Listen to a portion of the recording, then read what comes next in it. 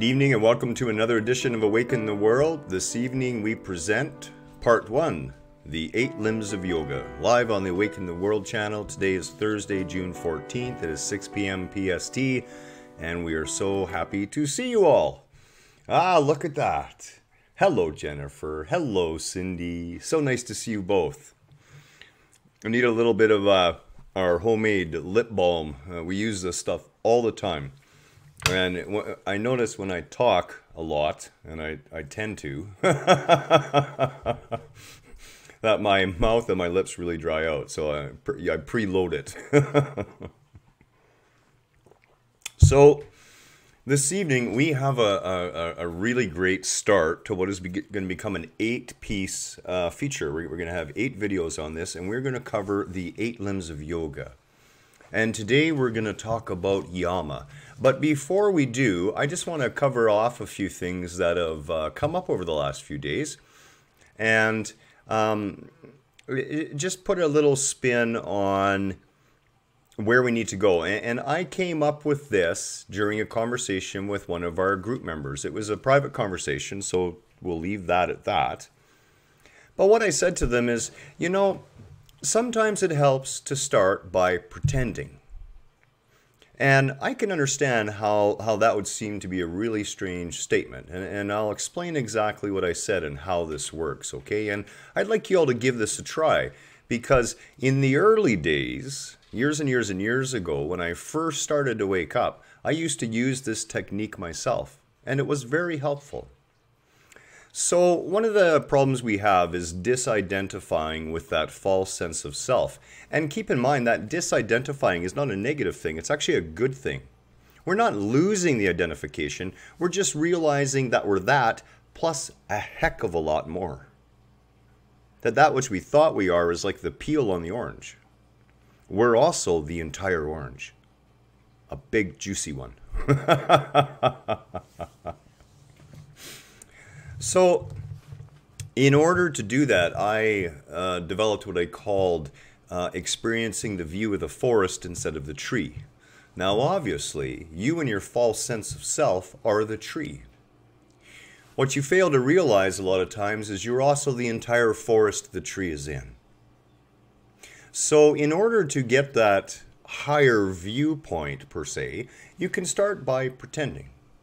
You can start by pretending that you're above yourself, examining your mind, examining what's going on in your head. You can pretend that your vista has a wider view and imagine and pretend what that view would include. Now, I know it's going to seem sort of counterintuitive, but believe it or not, if you give it some honest effort, you're going to find out that naturally you're beginning to pretend and you're actually dealing with the thoughts you are having in your head as you're pretending. And lo and behold, you're becoming more aware of what's going on. It's kind of like playing a game when we were a kid. You know, when we were young, we used to pretend everything. You know, my little closet in my small bedroom in the tiny little apartment we lived in, because my mother was sick and we were quite poor. That little closet was an immense cave sometimes. Sometimes it was a spaceship. And I was in a whole universe while I was inside that closet. This is the power of our imagination. This is the power of our being, and we can put that power to work to help us raise our own consciousness, to help us become more aware. So I want to offer that practice for all of you. Give it a try. Have some fun. Pretend a little bit. And pretend like no one's watching you. It'll be fun. It really will. Okay, on to Yama. And of course, Yama is the first limb of yoga. And Yama is really about the moral and ethical guidelines that we can guide ourselves and also through ourselves the whole of society may be guided. And these guidelines are designed to really facilitate a not a utopia, but a balanced society where there is room for awareness and growth. And because that's really what it's all about. And the interesting thing about the 8 limbs of yoga is that they are expressed in the positive. For example, if you haven't seen the video I did a long time ago on the 10 promises made to Moses, watch that video. It's a hoot. It's a good one.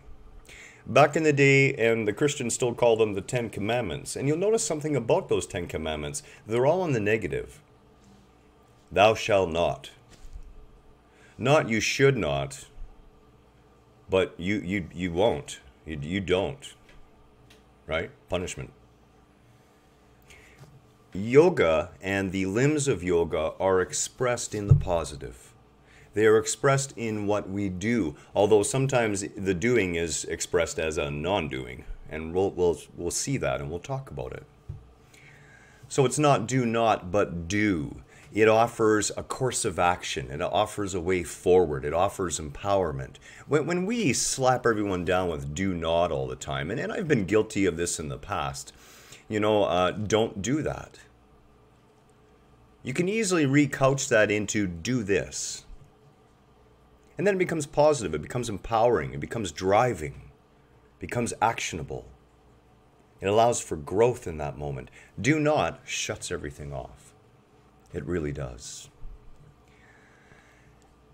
These practices should be practiced in thought and word and in deed. And, I'm going to tell you a little funny story that just came up this morning. We raced into town this morning to pick up the new laminate for our basement. We're not ready to lay it yet, but we're making progress. I had to pour a small swimming pool of concrete downstairs yesterday to fix some dips and puddles that were missing in the concrete.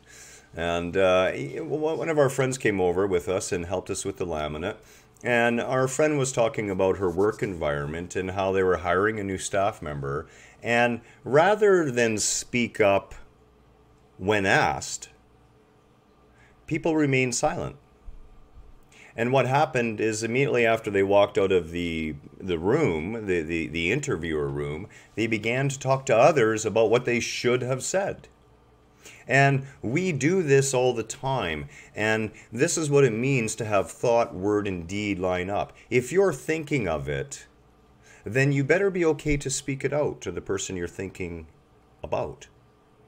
And if you're not, then you have to govern your thoughts. This is a way we begin to take back that conscious control. And I have quite a few slides today, so I'm going to have to move this down a little bit. We're going to start with Ahimsa. And Ahimsa is beautiful.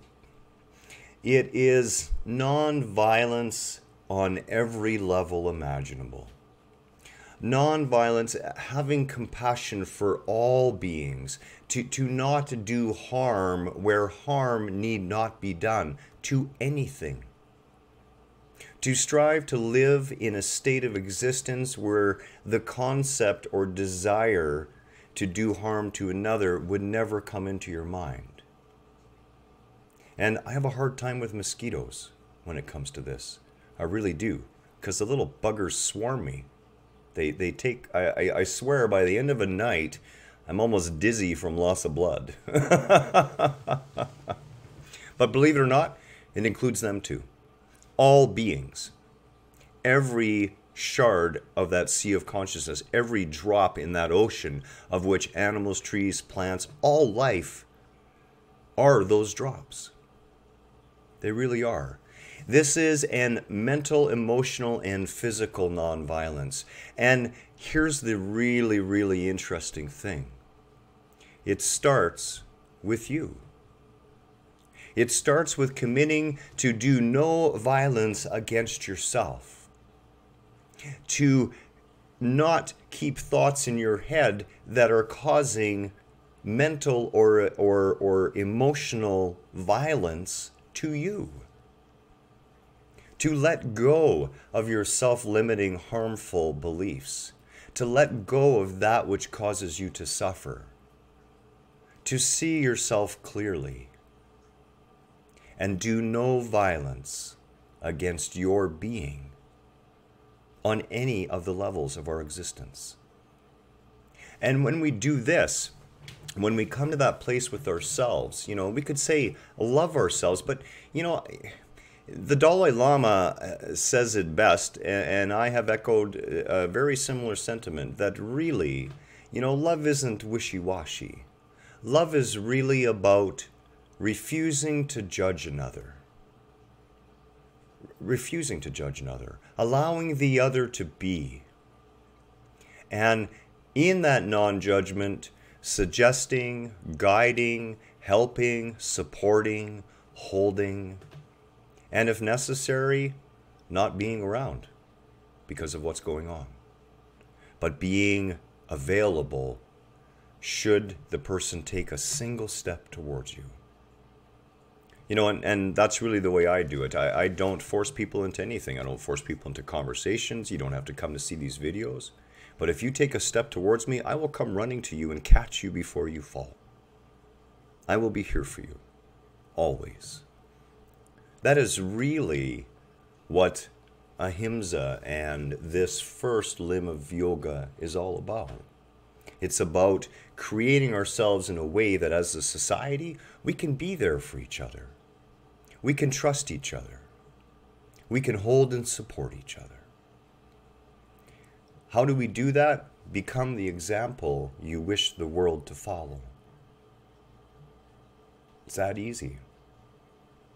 You don't have to care about what anyone thinks. You don't have to care about what anyone else is doing. You just have to become the example you wish the world to follow.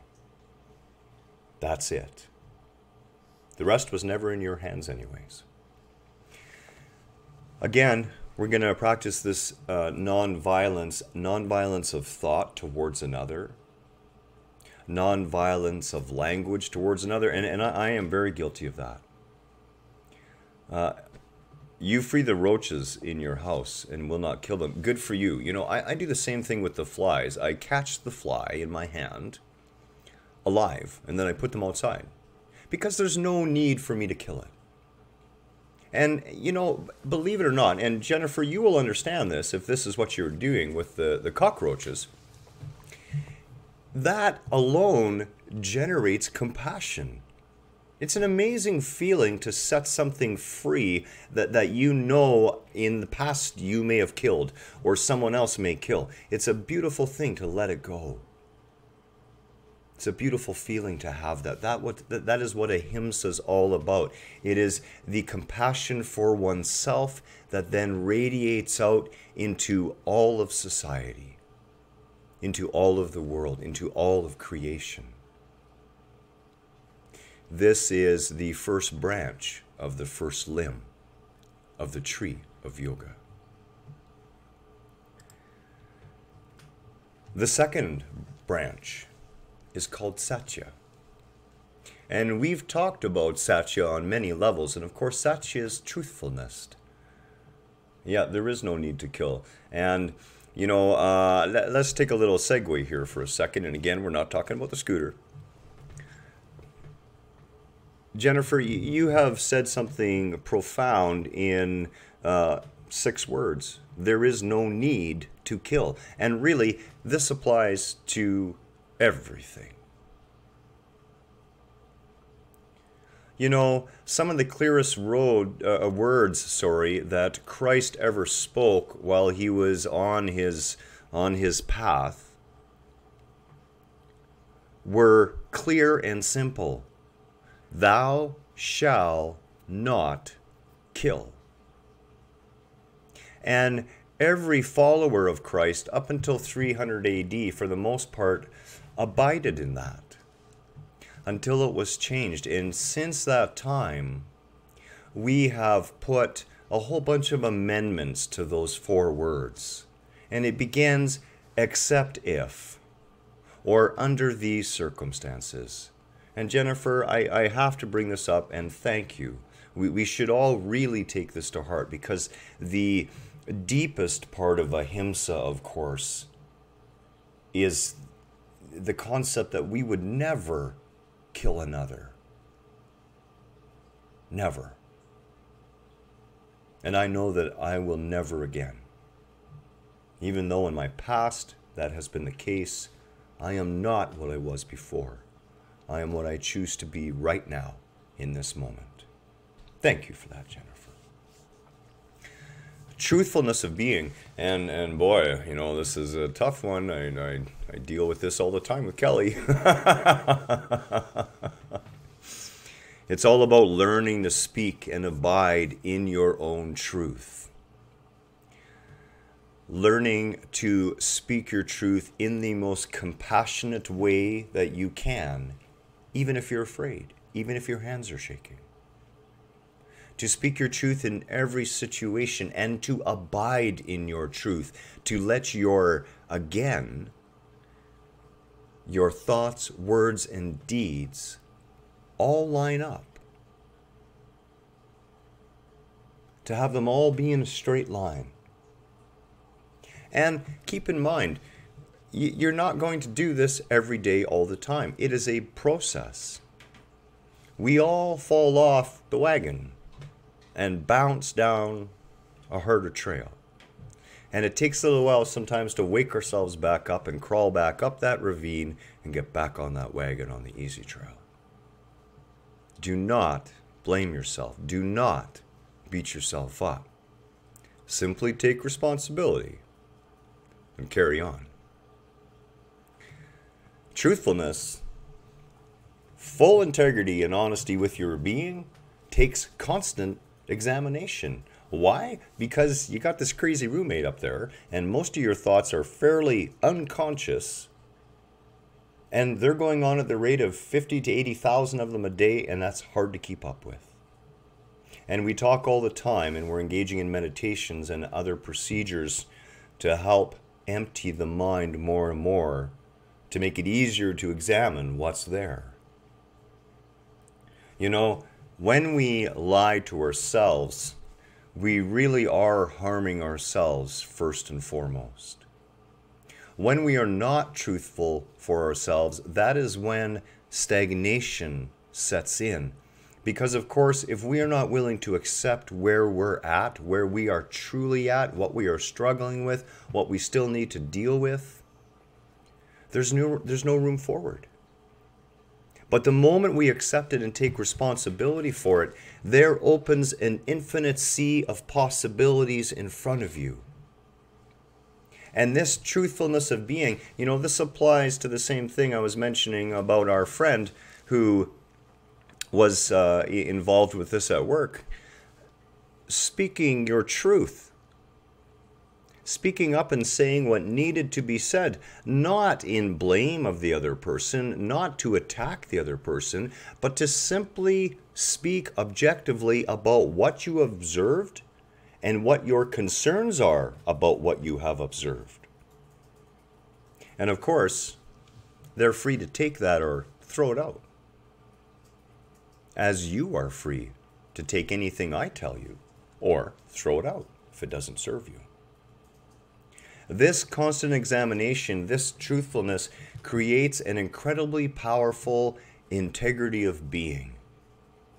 It creates an aura that, you know, I can't explain it to you. The best, you know, it's best to have maybe Kelly try to explain what radiates from me as a being, as far as what she senses, as far as what she sees other people cottoning onto.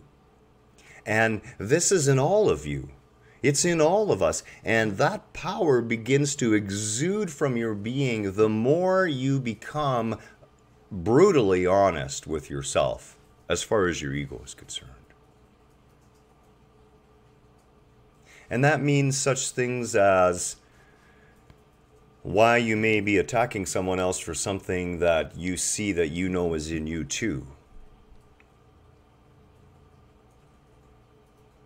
Why you claim to be okay with certain things that are happening, but you sure mention them all the time. These are all little games we play with ourselves, and sometimes we'll do it in humor, of course. Right? We don't really want to speak 100% the truth, so we'll try and slide it into some humor. so that you don't have to come right out and say it. Any of these things that we do, of course, are giving that power away. The more you stand in the truth of your being, the more your thoughts, words, and deeds line up. It's like three antennas, okay? And those are the three motive forces of your being. The thoughts you can produce, the words that you can produce to relay your thoughts to others and your conceptions to others, and then the actions you can take. And that's really all we're confined to here. There's nothing else we can do except those three things. And you can imagine those three things as antennas. When those antennas are all lined up, the signal is clear and powerful. The reception is 100%. There is no static. But when those antennas are not lined up, when our thoughts are going off in one direction and our words are speaking another direction and our actions sometimes are speaking yet another direction, they're static all over the place. There's no clear signal. That power, the reception, the ability to receive clearly is not present. It's garbled. Communication is lost.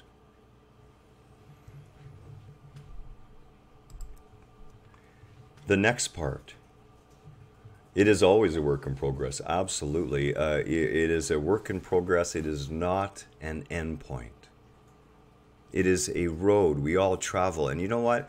We're all walking this road hand in hand. Maybe you can't see the person beside you. Maybe you can't feel the multitudes around you. But we are all walking this road hand in hand. All of us. Asteya, not taking what is not freely giving. This is a very deep subject because asteya is more than about stealing. It is about stealing on every level, about not taking. Do not ever take anything that is not freely given. You know, we strive to take someone's love if they don't give it to us. We complain bitterly to them that they are not loving us the way we want, that they are not, giving us what we want. And we try to take it. And in this, we truly violate this branch of this limb of yoga, and there's a reason that you don't want to do that, because you're stealing from yourself.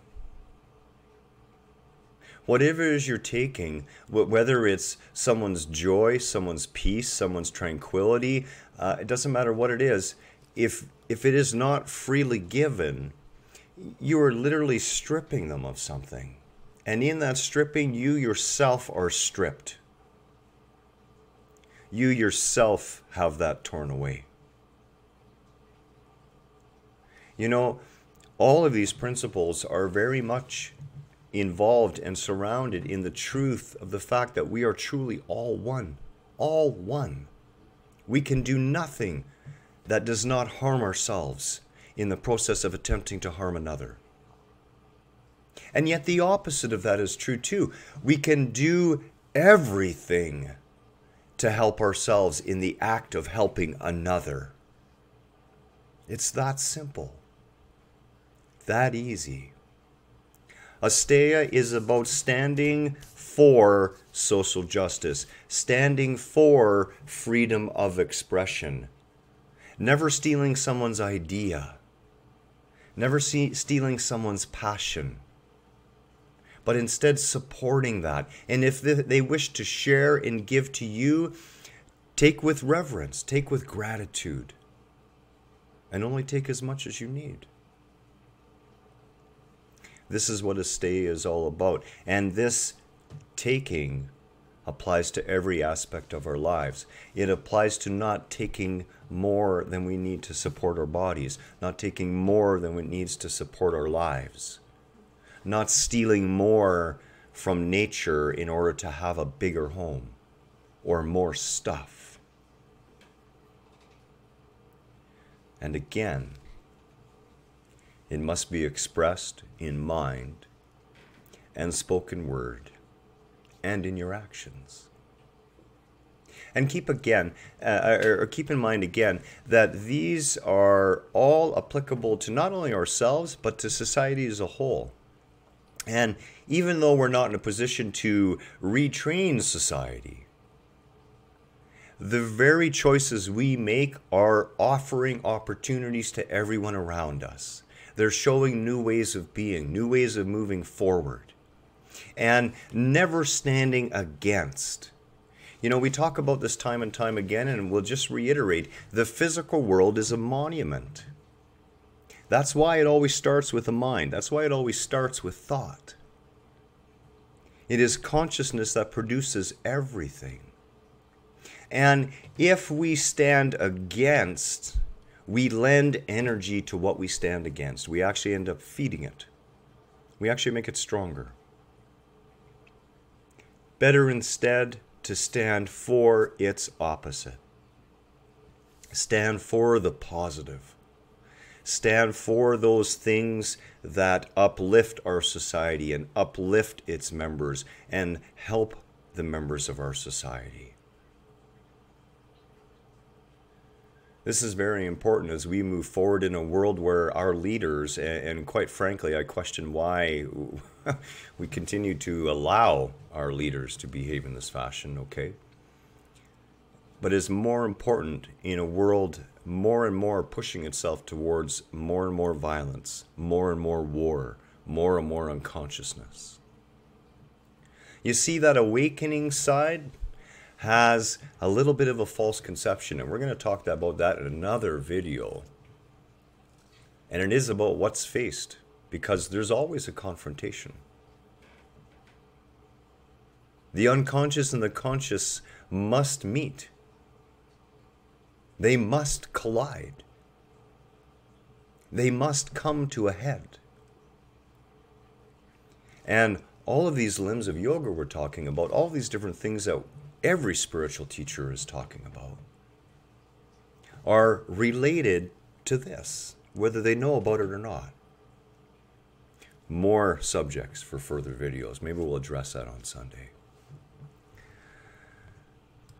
The next branch of the first limb of yoga is Brahma Chharia. And Brahma Chharia is continence, the ability to control our physical impulses. And funny enough, we just talked about binging and those unconscious disorders. And I talked in there about the power that you do have to control those physical impulses, where you can stay conscious enough over time to actually regain your control of it. And continence, brahmacharya, is a daily, every minute of everyday awareness of being.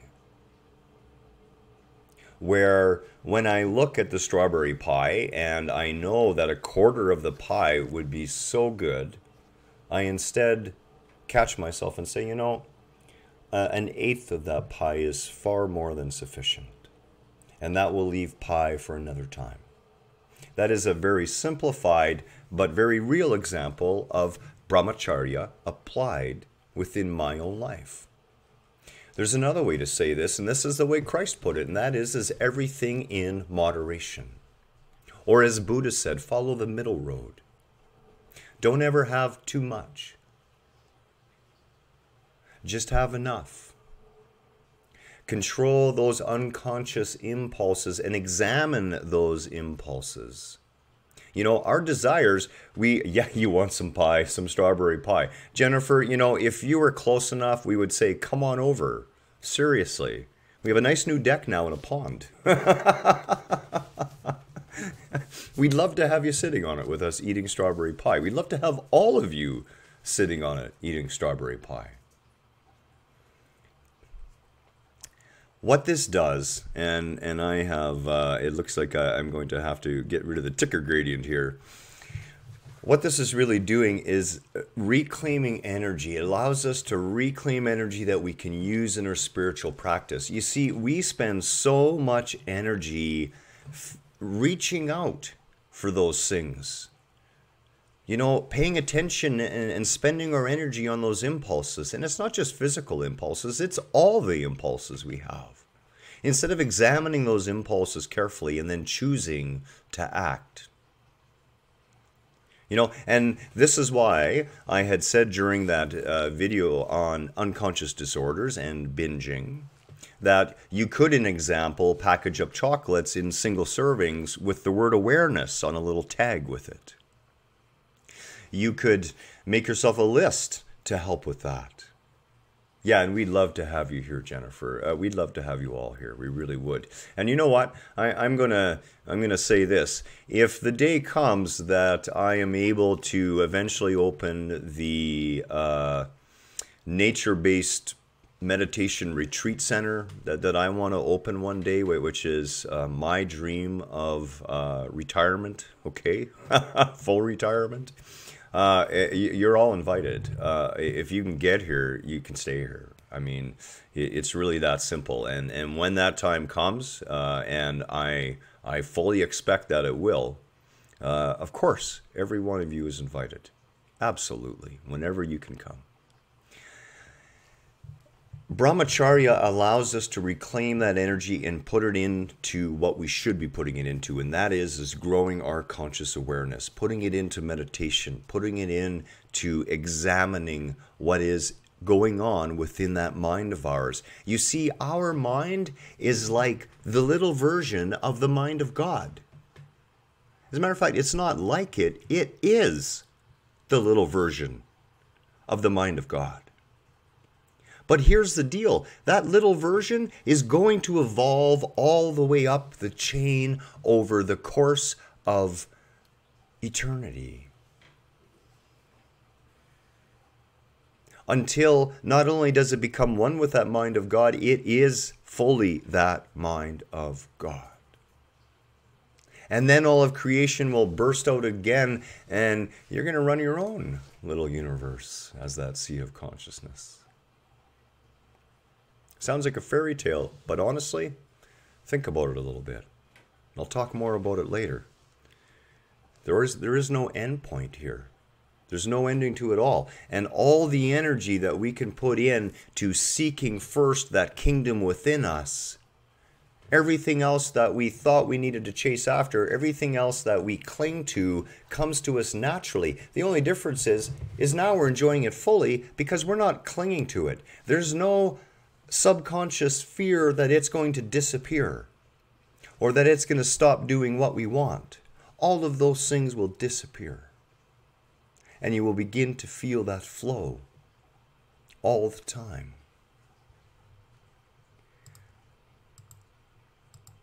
The last branch, a Parrygraha, non-coveting. Letting go of worldly objects. And this is not only non-coveting of objects, it is non-coveting of other people's ways of thinking, non-coveting of someone else's emotions, someone else's love, someone else's family life. Life is really exciting. It really is, you know, and it's really, really sad that so many people don't think that. And I understand, I've been there. And that's why we do this, to try and get people back into the excitement of living. Back into the understanding, you know, that there's really nothing that you're not capable of. And there's no hurry. There's no end point you need to get to in order to make it. This is a trip, and it's a fun trip. It's an amusement park. Start treating it like one. Start expecting to have fun, and you're going to find you're going to have fun. You really will. Non-coveting, letting go of worldly objects. This doesn't mean you have to drop everything, although a lot of people do. You know, I've done it myself a few times. Guess what? This stuff somehow keeps coming back. It really does. Have you ever noticed that? No matter how many things you get rid of, sooner or later, there's always more to get rid of again. There's a constant flow of it. What does that tell you? It tells you you can let go of it all. You don't have to worry about what you think you own or don't own, what you think you have or don't have. And pay attention to that. I said think you have and think you own. Because, of course, in truth, you have nothing outside of this being. And in truth, all those things that you would try to cling to are controlling you. They're possessing you. They're taking that energy of being. They're taking that thought energy as well. They're taking the energy of your entire structure, and you have to keep depositing into there to keep those objects going. It doesn't matter whether it's a car, or a deck, or a pond, or a computer, or a coffee cup. Let go of those objects that you know in truthfulness that you honestly don't need.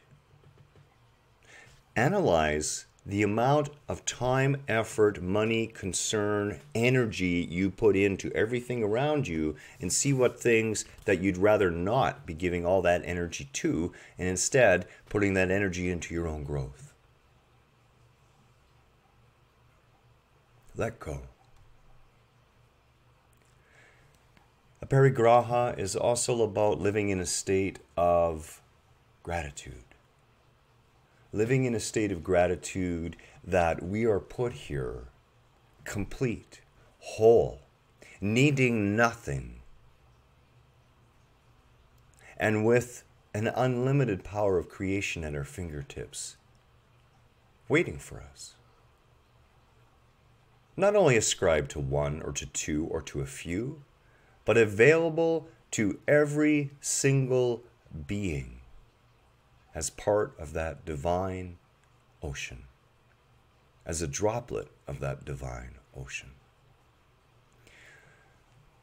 In gratitude, we cease to cling, and we are happy to see what comes and goes, because when you think about it, that's exactly what it is. It is an ebb and flow, like that sea of consciousness.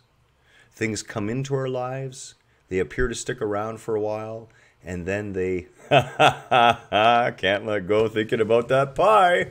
I know. And I said to Kelly, okay, video, and then we're actually going to do some yoga, and then we're going to have pie. Jennifer, quit clinging to the pie. It leaves no room for the Jell-O in your fridge.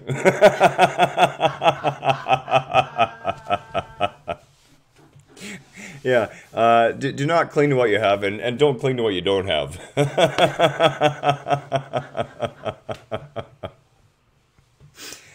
Because when we do that, it really does leave no room for what we need. And somehow I put Ned.